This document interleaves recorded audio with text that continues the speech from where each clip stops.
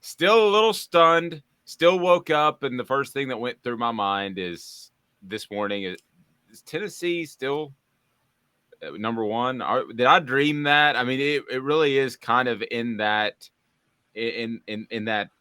sort of mindset with me. And I'm curious your thoughts. And we did a post game show. If you want to check that out, you can. But you'll hear a lot of the same sentiment right here. Your thoughts on Tennessee being number one? Shoot. So I do think, and I'll give you two different kind of, I don't know, viewpoints. I do think that Tennessee is number one in the nation. I don't think there's a team out there that can beat them at this point. My reservations about this playoff committee and their selections is that it seems like the way they selected was to end up with the four best teams, yes, but they selected to have, I don't know, like upsets, basically. So putting Tennessee at 1 and Georgia at 3, that's not a hard thing to do considering they play each other this weekend. Putting Michigan again at 5 and Ohio State at 2, yes, they'll end up playing each other, but I think that was a little disrespectful to Michigan. And putting Clemson at 4, it's like they've set this up so that Clemson, if they win out, they're in. They're in regardless. And that shouldn't be the case because they put, two SEC teams. So it seems like to me they're going to be at the end, two SEC teams. Then they put one Big Ten team in there and one ACC team. So it seems like they're already setting that up. And by putting TCU at number 7, it seems to me like you're going to see two SEC teams, one Big Ten team, and one ACC team, no matter how it turns out. Yeah, and I do think there are some agendas that go out there in terms of television viewers. I think you'll see that in week 2. I think that you will see some movement. I think Tennessee deserves to be number one. So please, those out there, don't misread this. But I do think that that's a good story, and putting them at number one, shaking things up heading into the Georgia game, which does Tennessee no favors. They'd be better off 3 going No. into the game and Georgia number 1. It doesn't do Tennessee any favors, but I do think that was the best story, and that's the best body of work. And you and I talked midday, and really didn't discuss it much on the show yesterday, but I thought they would be number one for those two reasons. Now, the question that you immediately have to ask yourself, Amanda, is are they affected by being number one and taking on the number 3 team in the nation? Because suddenly the script has been flipped, and that's not good. No, I mean, we've already seen them take on the number 3 team in the nation at one point this season. The thing that is worrisome to me is not the way that Tennessee is going to react to this. I think Tennessee is going to be completely fine. They're going to be playing the same if they're taking on the number 3 team or they're taking on the number, 15 team. It doesn't matter. They're going to play the same. They're very composed. I know we talked about this yesterday. The problem to me is how much is Georgia going to get up for this game now that number 1 spot has not only been taken over by someone else, but somebody that they literally hate. I mean, they're going to get up to play for this game. And I don't know if they would have before that because it looks like they're just coasting through and there's not been like a real come to Jesus meeting for Georgia yet. This could be that come to Jesus meeting. That's my worry. It could. I mean, it could. And as far as the talent level, I would still say 1-85 that Georgia is a bit more talented than Tennessee, but it's not as a discernible difference as I thought before the season. So let's look at the rest of the college football playoff and the rankings. And for some reason, guys, I'm having some sort of trouble with my chat board. I don't know if you can see that, but I'm seeing a login for my email, which I don't. Can you see that on your end, Amanda LaFratta? Any idea why that's there? I don't see a login. I can see everything. You can see the chats? Uh-huh. Okay, good. Well, I can't for some reason. This has never happened before. It just popped up as some weird screen. So Why don't you go ahead and read 4, 5, 6, 7 chats that you think are pertinent? We'll go to you. Just let's go to the callers.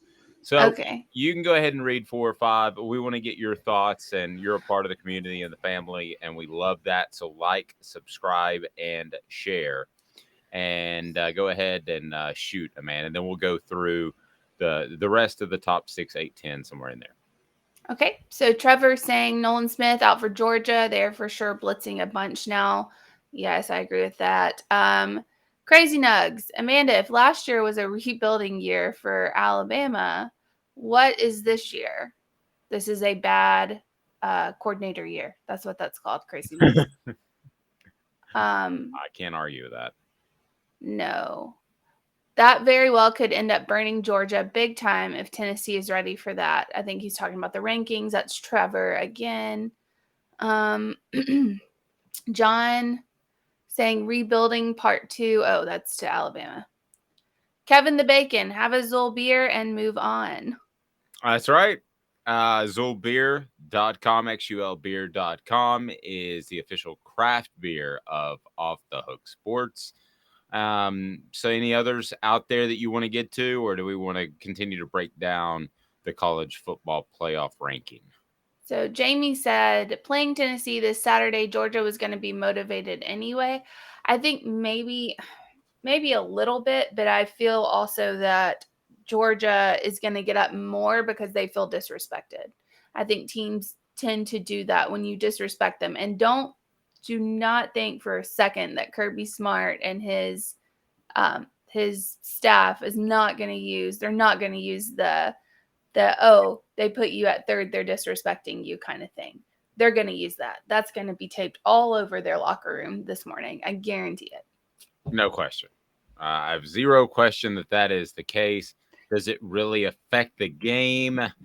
I've said this before. I think when you get disrespected, that it maybe motivates you in Monday, Tuesday, Wednesday practices, because those are the 3 toughest. The Thursday is pretty much just a walkthrough. So once the ball is kicked off, I don't think that it has any effect at all. However, I think that it can get you fired up for a Wednesday practice, maybe a little bit more in tune, and I think there are some psychological aspects to football and sports, but for the most part, football more than any other sport, the best team wins more times than not, because it's a physical game. It's a mano-a-mano game. It's not like you mentioned the World Series before we went on the air. There was a tip there that they felt like they were reading pitches. If you want to go in the college basketball tournament, the NCAA tournament, you can get a team that is streaky and hitting a ton of threes. There's a lot of different things that can happen in other sports that just don't happen in football. I don't think you can overcome as easily in football if you're the lesser team. I think the lesser team has to lose the game. And Tennessee may do that. Tennessee hasn't shown that to this point, but there's certainly that possibility they could have a bad game, have some turnovers, but it doesn't look like it. It looks like a very focused team right now. So as far as the rest of the college football rankings, I'm just going to run some off, and you tell me some that you're not so crazy about. Ohio State in at number 2. I'm going to use a baseball reference, and I can't remember who said this to me and if we've talked about it on the air, but I think what you're going to see is an AL-NL type of division between the Big Ten and the SEC. And I don't know if that gets resolved anytime soon. It took, 80 years for interconference play in baseball, but Ohio State had to be at 1 or 2. Period. End of discussion. Whether or not you believe it, from their perspective and the optics of it, they had to be at 1 or 2. So they're at 2. Do they deserve it? We could certainly make that argument. Georgia, and feel free to jump in here if you've got some strong thoughts on any of these. Georgia at number 3, as we mentioned. Clemson at number 4. Here's my strong thought, which you alluded to. I would have Michigan above Clemson. I don't think Michigan's great. But they're getting fantastic quarterback play. Georgia is not. That in and of itself, when I look at those two teams, and body of work is important, but They also have admitted, Amanda, they factor in eye test. And if eye test is a factor, I think that Michigan is significantly better than Clemson. I think Alabama is significantly better than Clemson, despite having a loss. I'll be frank with you, I have not seen TCU a lot. So, but I would have Clemson. The one that stands out to me most of all as being out of place from both an optics standpoint. Well, maybe not optics because you include the ACC, which means you have 3 conferences represented. But the one that stands out to me from a football standpoint as being in the wrong place is Clemson at number 4. I think Michigan and Alabama are significantly better. Do you agree or disagree? I agree with that. As Vol's time just said, I believe TCU received the short end of the stick. I do as well. I think TCU, based on eye test, looks better than Clemson does, and they're undefeated. And I think that should play a factor. The undefeated aspect should play a factor, but again, TCU doesn't play much competition. Clemson plays no one. So I think my thing about the way that it was set up is it's set up so that there's an ACC team in the playoffs if they don't drop a game. Yeah, absolutely. And I don't like that. I don't like the fact that you're supposed to look at the 4 best teams. You're not supposed to look at the one best team in each conference, and then when one conference is just dominant, you put 2 in there. That's not what it's supposed to be. It's supposed to be the 4 best teams in the playoffs. And right now, Clemson does not fit that mold. I don't care if they're an ACC team. I don't care what division they're in. Clemson does not fit that mold. Let's take a look at TCU's schedule for just a second. Okay, so they beat, here are the significant wins. They beat number 18 Oklahoma. Now, Oklahoma slipped, definitely not the 18th best team in the nation now. You beat number 19 Kansas at the time. That's a more respectable program that you might be aware of. They beat number 8 Oklahoma State. Took 2 overtimes, but that's a significant win. And then they beat number 17 Kansas State. Now these are all rankings at the time that they played them, so that's a pretty impressive schedule. When I look at the rest of their schedule, though, is TCU the bugaboo that Cincinnati was last year? And I don't mean this as a shot. They deserve it. But I didn't think that Cincinnati could hang with any of the college football playoff teams that played. And there was a clear drop off after the top 3, in particular, the top 2 last year. So they're going to play Texas Tech at Texas, at Baylor, and then they're going to finish the season with Iowa State, the regular season. They very well could be undefeated. If that happens and Clemson goes undefeated with a terrible schedule, then we had the discussion, Amanda, about the SEC getting 3 teams in. And somebody told me that was close to this committee, said 2's an ask. Okay, 2 is an ask. 3 is impossible. But if you have TCU run the table, Clemson run the table, and then we assume the winner of the Michigan-Ohio State game is in, then the second SEC team might get left out. There's a real possibility of that. I think we've seen that they're going to leave out, especially the thing that you really look at is that they put a 1-loss SEC team above TCU. They put Alabama above TCU. So if they're willing to do that now, then they're going to be willing to keep TCU out of it. I mean, if they go undefeated and they still consider a 1-loss SEC team better than an undefeated TCU, they're going to keep TCU out of it. What's going to need to happen is TCU is going to have to stay undefeated and win out, and Clemson's going to have to drop. That's what's going to have to happen. Clemson, and I think, again, as somebody just alluded to, Jamie said Clemson was a politically correct move. I agree with that. That was exactly what they did because they felt the need to represent the 3 biggest conferences, the SEC, ACC, Big Ten.